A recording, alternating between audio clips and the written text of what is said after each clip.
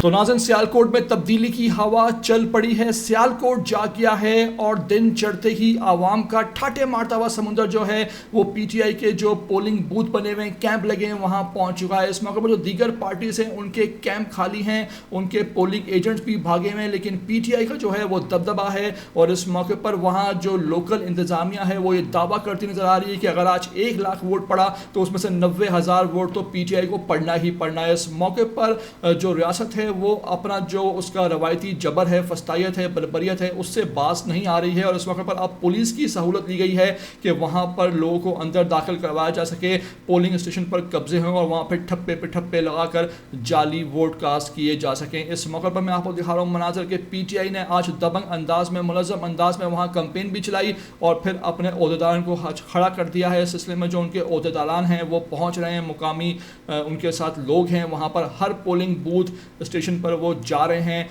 वहाँ विजिट कर रहे हैं, जायज़ा ले रहे हैं। ऐसे में उम्रदार जो हैं वो इसमें पेश हैं। आप देख सकते हैं कि वहाँ पर जब एक पोलिंग स्टेशन पर इतला मिली कि यहाँ धांधली हो रही है तो किस तरह वहाँ पीटीआई वालों ने वहाँ धावा बोला, वहाँ पर पुलिस से उनका आमना सामना हुआ और फिर उम्रदार की एंट्री हुई और फिर उन्होंने वहाँ तन के रख दी। क्या कहना था उम्रदार का, कैसे वहाँ पुलिस का जो ये धांधली का मंसूबा था पीटीआई के वर्कर्स ने नाकाम बनाया, मैं आपको तमाम तरह मनाजर में दिखाने जा रहा हूँ। आपसे रिक्वेस्ट है कि वीडियो को आखिर तक देख लेना। नए आते हो चैनल पर तो लाजमी इसको आप सब्सक्राइब करो, लाइक करो, शेयर करो और कमेंट करके मुझे अपनी कीमती राय से लाजमी आगाह भी किया करो।